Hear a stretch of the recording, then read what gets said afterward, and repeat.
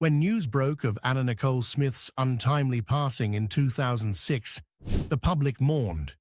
After all, she was a celebrated icon and superstar who had just braved a strategy just a few months prior. But most importantly, there is one burning question many have asked. What will happen to her infant daughter from there? Almost a decade later, we're about to pull back the curtain on Dannielynn Burkhead, the very same daughter the public was wondering about almost 2 decades ago. Let's take a look at what life is really like for Anna Nicole Smith's daughter now. Before we get to know the daughter in question, let's talk about her mother, who lived just as colorfully as her. Anna Nicole Smith was born Vicki Lynn Hogan on November 28, 1967, as the only daughter of Virgie Tabers Arthur and Donald Eugene Hogan in Houston, Texas. From her father's side, she had 5 half-siblings and was primarily raised by her mother in Mexia. The poor girl had a difficult life growing up, and it's a known fact that both her parents were abusive. Her father allegedly beat her mother when she was pregnant with her, and this cycle continued and was passed on to her. According to the would-be star, she was abused and neglected by her mother. "I've struggled my whole life," she told Entertainment Weekly years later in a raw interview. "You know, I had a really rough childhood growing up." She goes on about how her mother, who was a police officer, would not only beat her, but also handcuff her to the bed for days at a time. As if that's not bad enough, she also said that her mother allowed her stepfather to assault her. The act only encouraged her brother to abuse her and her sister as well. Interestingly enough, the future star's family denied these claims, and in a 2017 interview with the Daily Mail, her mother denied such stories, that she and her daughter didn't have a strained relationship, and that the latter was lying. Her half-brother also shared the same sentiment, claiming that the would-be model is making stories up about them, and defended their mother. Her friends, on the other hand, thought differently. Some say that there is some truth to such accusations about her mother. One of her close friends, Paula Tu, said in the 2023 documentary, Anna Nicole Smith, You Don't Know Me, that the actress hated her mother. "She would always tell me she hated her mother," Atto shared. "The only thing I knew was that Anna had ever wanted to be like Virgie." Besides suffering from her parents, Hogan also claimed that she grew up in extreme poverty. Her aunt Kay Beale, who was raped by her biological father, told Texas Monthly in an interview back in 1993 how she used to slip the young Hogan some of her food stamp money just so her niece could buy herself some candy. According to them, their family was so poor that they had to steal toilet paper from restaurants. Winter was especially hard for them, with Hogan's mother unable to afford a heater for their home, so the children were left to wear thermal undergarments throughout the winter. Ironically, her mother dismissed the claims that she grew up poor. According to the older Hogan, all of those tales were just a way for the would-be star to gain sympathy from the public. She said, "Mama, the worse the story, the more pitiful the story, the more money I make." Virgie Hogan told Daily Mail about what her daughter told her back then. "A dirt-poor, pitiful child, that now, Mama, that is a story." The latter remembered her daughter telling her one time. Despite Virgie Hogan contradicting her daughter's claims about growing up poor, the latter's friends and exes say otherwise. One of her ex-boyfriends, as well as Larry Burkhead, father of the model's daughter, confirmed that she did grow up poor. After Vicki Lynn Hogan's father, Donald Hogan, raped her aunt Kay Beale, Hogan's mother, Virgie May Hogan, made sure that he would not have any access to their daughter's life. For the heinous act, Donald Hogan served 6 months in prison. But at the time of his release, sex offenders were not required to publicly register. He married a woman named Wanda Atkinson, who bore him children, whom he also assaulted. With an absent father, the young Vicky Hogan didn't know the true story behind her father's absence and longed to meet him one day. Plus, she also did not have any idea that she had step-siblings. At 23, she finally met Donna Hogan, her half-sister. It's sad to think that I would be fantasizing about being with my big sister while she was so desperate to find her father, and we were all within such close proximity to one another. Donna Hogan said in the book Trainwreck: The Life and Death of Anna Nicole Smith. For a time, Vicky Hogan enjoyed a close relationship with her half-siblings, but ultimately she cut them off for fear that they were after her money. Hogan finally had the chance to meet her father, and it was all thanks to her hiring a private investigator to find the man. From there, they arranged a meet-up where she not only met her father, but also her then 16-year-old half-brother, Donnie. Unfortunately, Donald Hogan did not meet her expectations of an idealized father figure. The latter even attempted to assault her. Hogan's half-brother Donnie believed these allegations since the patriarch had admitted to chasing Vicky Hogan's Aunt Kay as a child before he assaulted her. Blessed with good looks and a charming personality, it didn't take long for the right people to find Hogan and make her a star. Additionally, her photogenic nature also helped kickstart her modeling career. And what better way to put herself out there than to land a whopping centerfold at Playboy magazine? That's exactly what Hogan did, bagging the May 1992 centerfold and being named the Playmate of the Year in 1993. That same year, in 1993, she also bagged a modeling gig for H&M, boosting her exposure since her pictures were displayed on large billboards in both Sweden and Norway.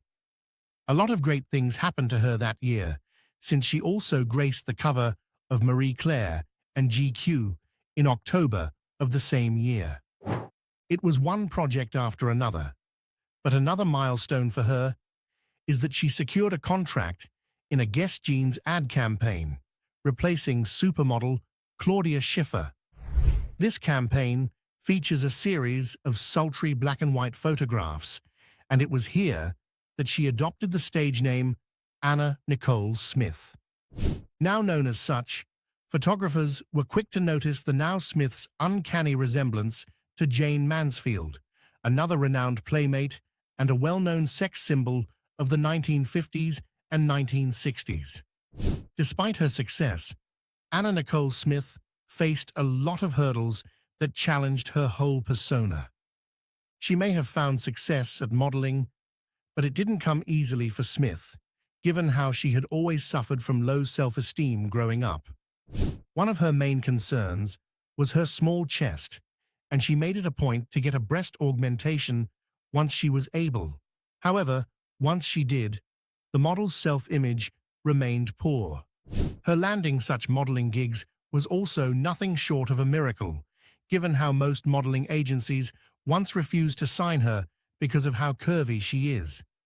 She didn't conform well to the super-thin models that were rampant in the 90s, but eventually, fame still found her. Be that as it may, Smith found herself being ostracized by fellow models because of her fuller figure. She even told Texas Monthly how the other girls didn't want to have nothing to do with me. As if that wasn't bad enough, being in the spotlight also put her under relentless media scrutiny. Of course, she did her best to appeal to the masses, and in doing so, led to a terrible relationship with food and an eating disorder. Everyone was always dogging me because I was heavy, she opened up to Entertainment Tonight. Now, the press doesn't praise me for losing the weight, and I find that very hateful. They just want all bad stories. To make matters worse, the media even painted Smith as a glutton, but professionals saw through her pain. According to documentary director Ursula Macfarlane, Smith's weight swings were not because of drugs and greed, but rather due to eating disorders, which were obviously rooted in psychological pain. On top of that, she also struggled with depression, chronic pain, and borderline personality disorder. The pain she struggled with made a lot of things worse. For one, her issues bled into her relationships, which affected many. Smith's relationship, or lack thereof, with her father bled through her connections. According to You Don't Know Me director Ursula Macfarlane, the traumatic event helped make sense of why Smith married J. Howard Marshall II, who was several decades her senior. She was searching for a father figure all her life, Macfarlane told Vanity Fair. While she was still living in Mexia and working at Jim's Crispy Fried Chicken, Smith worked with Billy Wayne Smith, who would later become her first husband. The two married on April 4, 1985, when she was 17, and he was 16. She bore him a son, named Daniel Wayne Smith, the following year. But their marriage was short-lived, ultimately ending in divorce in 1993. A year after meeting her father, Anna Nicole Smith married the 89-year-old oil tycoon J. Howard Marshall II in 1994, whom he met while she was working at a Houston strip club back in 1991. Of course, this met with many raised eyebrows, and simply put, the majority of the masses viewed her as a gold digger. She was only 26 at the time. Despite this, many of her friends claimed that she truly loved him, with Smith telling Entertainment Tonight that she brought the sparkle back in her senior husband following the latter's suffering from a personal tragedy. Before he married Smith, Marshall's previous girlfriend was 48-year-old Diane Jewel Walker, who died by the time Marshall met Smith. During their time together, Smith cared for her husband, given how the latter's deteriorating health worsened during his final months. Unfortunately for her, Marshall's son, E. Pierce Marshall, stepped in and prevented her from caring for her sick husband. The younger Marshall obtained a court order to stop Smith from seeing his father and also put a stop to her access to a $50,000 monthly allowance. A year into marrying Anna Nicole Smith, J. Howard Marshall II succumbed to his death at the age of 90. From there, a long battle ensued, with Smith claiming that she had a share of the oil tycoons amounting to $1.6 billion. It didn't take long for the model to file for bankruptcy, and at first, she was awarded $450 million, but this ruling was soon overturned. To this day, Anna Nicole Smith was not granted any of Marshall's fortune. The model suffered a lot more than she let on, so when her death broke the news, people were shocked at the things she handled alone. It was no secret among her family and friends that Anna Nicole Smith struggled a lot behind the scenes. On top of her mental struggles, she also had a hard time dealing with her chronic back pain, which was attributed to her breast enhancement surgery. Photographer Larry Burkhead, who was one of her former partners and the father of her daughter Dannielynn, said Smith also suffered from seizures. From here, Smith took various prescription drugs, and soon enough, she was self-medicating with potentially dangerous combinations. In 2006, she put a stop to it when she discovered she was pregnant with her daughter, Dannielynn. Larry Burkhead also told people that Smith never used illicit substances. A lot of people had this misconception that Anna was doing street drugs, he began. She had doctors treating her for these issues. Did she always take her medicine like she was supposed to? Probably not. Smith attempted to go cold turkey when she was pregnant with Dannielynn, since she was concerned it would affect her baby. But her physician told her that it was far more dangerous to go through withdrawal while pregnant. Hence, she was put back on medication. Smith's bodyguard, on the other hand, claimed that the star was dependent on drugs during her final days, when she allegedly demanded more and washed them down with alcohol. Some say that her drug use worsened after the death of her son Daniel, but Ursula Macfarlane, the documentary's director, believes that Smith's use predated the death of Daniel. Speaking of Daniel, he was excited about the idea of becoming an older brother. However, just days after Smith gave birth to Dannielynn in the Bahamas, Daniel died just a few days short of his little sister's birth.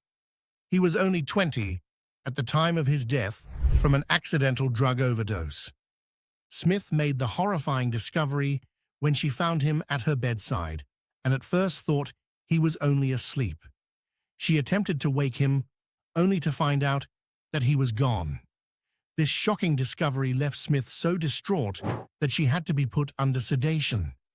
She was so shocked by the devastating news that Smith even experienced memory loss from the event, which is believed to be the result in tandem of her being put into sedation. During his funeral procession, she even tried to jump into his coffin. Then, 5 months after her son's death, Nicole Smith died in her hotel room in Florida. She was just 39. Similar to her son, Smith's death was ruled an accidental prescription drug overdose. Despite the tragedy that followed her throughout her life, there is still a silver lining in Nicole Smith, in the form of her daughter, who survived her. The events following the death of Nicole Smith were nothing short of tumultuous, and it even bled through to her daughter, Dannielynn.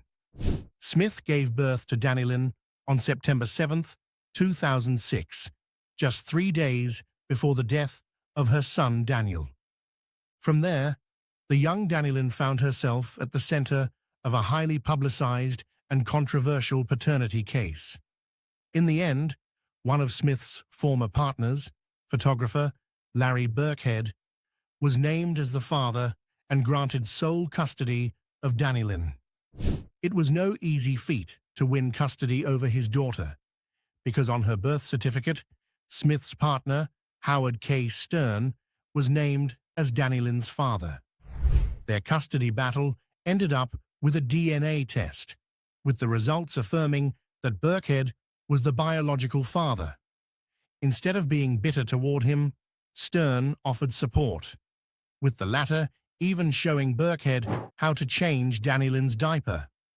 With a mother known as a renowned model, it did not come as a surprise when Dannielynn Birkhead followed her late mother's footsteps and modeled for Guess's children's line at the age of 6. Paul Marciano, the founder of Guess, even told USA Today that Dannielynn has the same playful spirit that her mother had on set.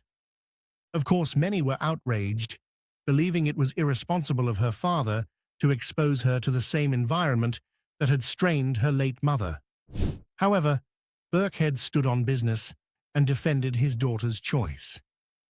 Dannielynn has always looked up to her mum's image, he told Good Morning America during a guest appearance. This is kind of Dannielynn's way of paying tribute to her mum in her own special way. It might be her only connection with her mum. Larry Birkhead also made sure to raise his daughter away from the public eye, and after her modeling gig with Guess's children's line, he made sure to turn down subsequent modeling and acting gigs. He raised her in Kentucky and was a very hands-on father who worked hard, ensuring that Dannielynn lived a relatively normal life. Like her father, Dannielynn has a limited social media presence and even shares an Instagram account with her father. Right now, Dannielynn Birkhead is still living a normal life in Kentucky under the watchful and guiding eyes of her father. The father-daughter duo also has a tradition of attending the Kentucky Derby every year, an event that was also loved by her mother. After all, it was during the Barnstable Brown Gala where Larry Birkhead first met Nicole Smith. The father-daughter duo has attended the Kentucky Derby ever since she was 3 years old, and they continue to do so to this day. Burkhead even told E! News in 2015 about how his daughter is his good luck charm since she picks all the winners. Just last year, Larry Burkhead took to Instagram to announce that his daughter had finally graduated from high school. He shared a few photos he took with his daughter at the Barnstable Brown Gala, with him writing in the caption how they were looking forward to a fun Derby weekend. Similar to how they live in general, the father and daughter keep a tight lip on Dannielynn's college plans. However, they did share that she took a gap year between high school and college since she hoped to get into both acting and modeling while attending college. Of course, her father has reservations about her decision to venture into such industries. However, he believes it's also his job to be supportive as her only parent. Then, in a rare chat, Dannielynn Burkhead shared with E! News that Hugh Jackman inspired her to give acting a try. Of course, her father was also quick to warn her about the ups and downs of the industry, hoping that Dannielynn really listened. At the end of the day, she's 18 now, so I really don't have any say, he told People in an interview. This year, Dannielynn also graced the Barnstable Brown Gala, wearing the same iconic black dress Nicole Smith wore more than 2 decades ago. She also wore her hair in the same updo, making Dannielynn look so much like Nicole Smith's twin. It was also an emotional moment for her father, with the latter sharing with People that the last time he saw that dress was on Smith herself. Speaking of dress, Larry Burkhead has been keeping Smith's wardrobe in storage for years, safekeeping it until his daughter ever wanted to check out her late mother's style. The black dress Dannielynn wore to the gala, with the plunging neckline and thigh-high slit, was a bit racier than anything she had ever worn. But the young Dannielynn told Access Hollywood that it made her feel connected to her late mother.